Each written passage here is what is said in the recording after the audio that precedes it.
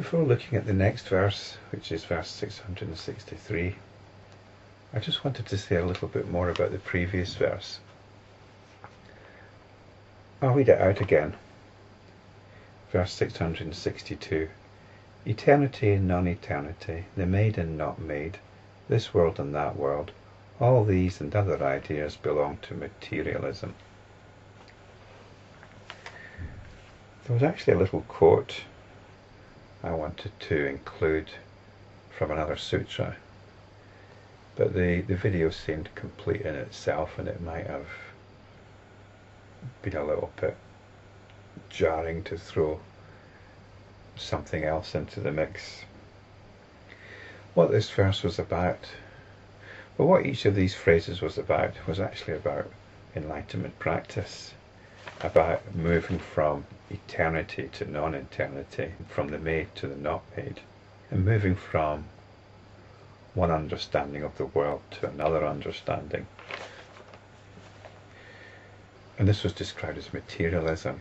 And materialism in this context is about allowing the world to determine how we feel. In enlightenment practice, this is what we're doing. We're moving to a very deep freedom. We're moving to the freedom to be happy,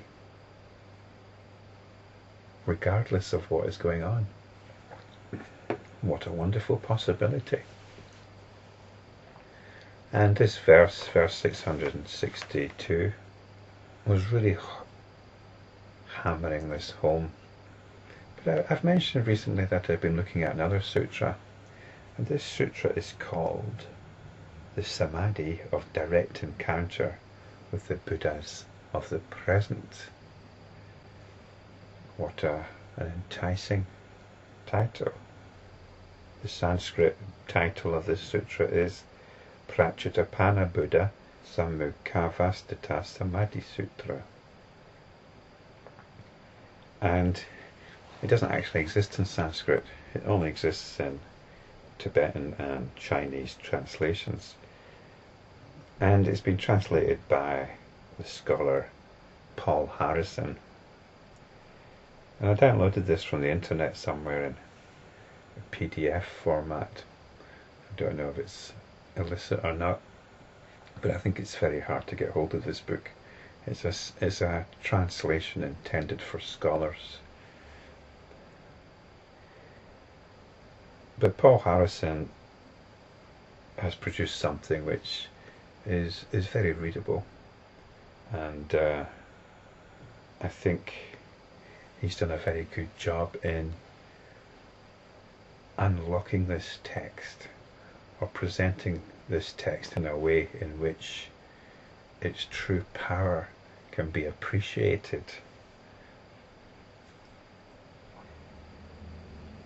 So this bit that I'm going to read out is from page 78 of the PDF. It's page 43 of the original text. And this passage actually only appears in the Chinese translation. And it's about thought. And instead of perception, the word apperception is used, which is possibly more accurate.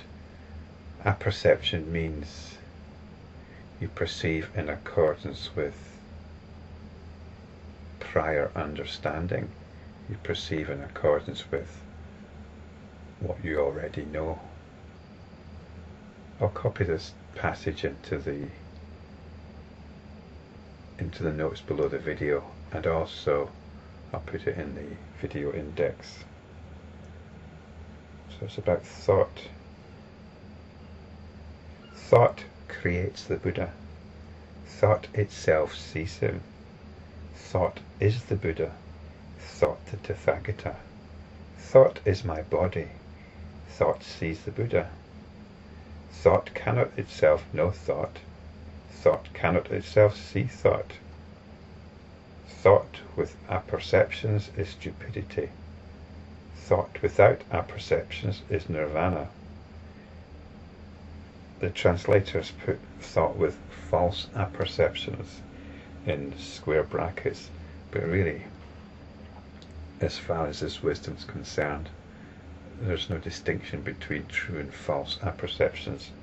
All, when thought is engaged or takes its cue from apperceptions, then this is spiritual stupidity. These dharmas lack anything enjoyable. These dharmas refers to the constituents or components of existence.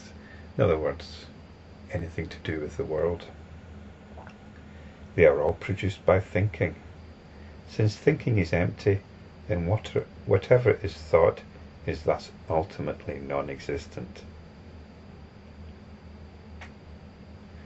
And the Buddha's addressing a bodhisattva, mahasattva, known as Bhadrapala, who's got the role of Mahamati in the Lankavatara Sutra. Bhadrapala, such is the vision of the bodhisattvas established in this Samadhi. And it's the Samadhi of the title.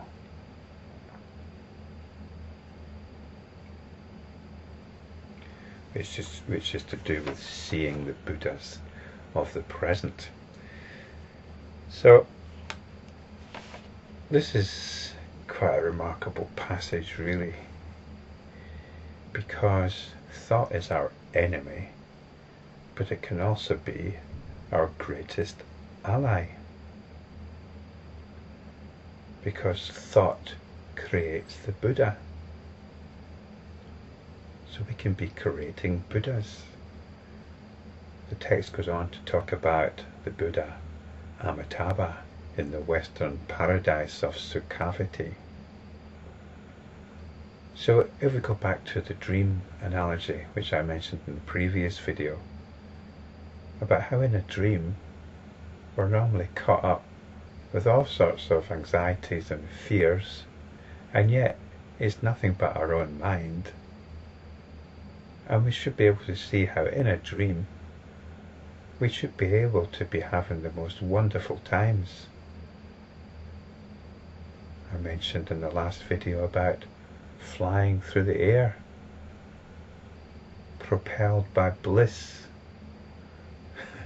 Well, we can be connecting in the loving auras of divine cosmic beings. Whatever, there's no limit. And this is what some of these Mahayana texts push. They realise this and they push this. And it'd be wonderful to perhaps look at some of these sutras, like the Sukhavati Vyuha Sutra, which describe in lavish detail the landscape of these Buddha fields, these Buddha lands. And this is what this sutra, which has been translated by Paul Harrison, is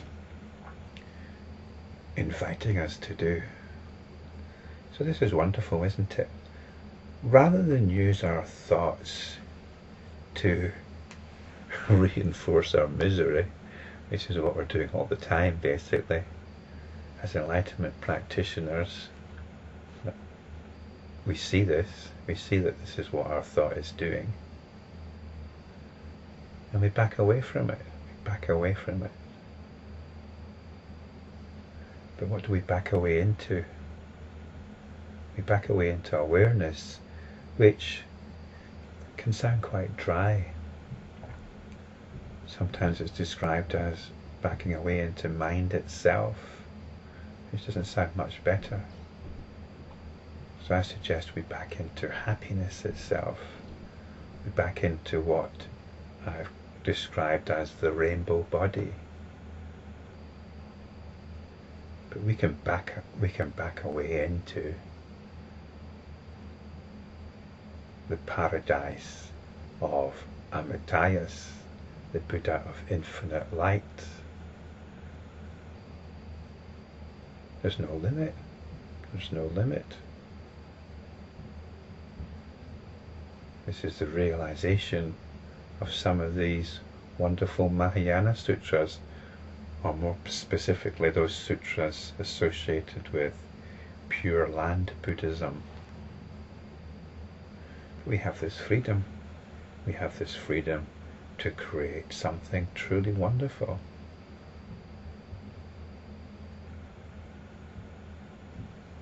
Because it's all created by thought.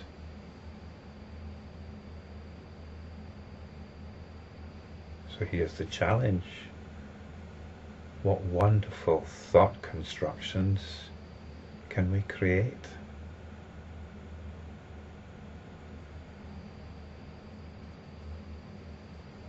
What else are you going to do with your thoughts?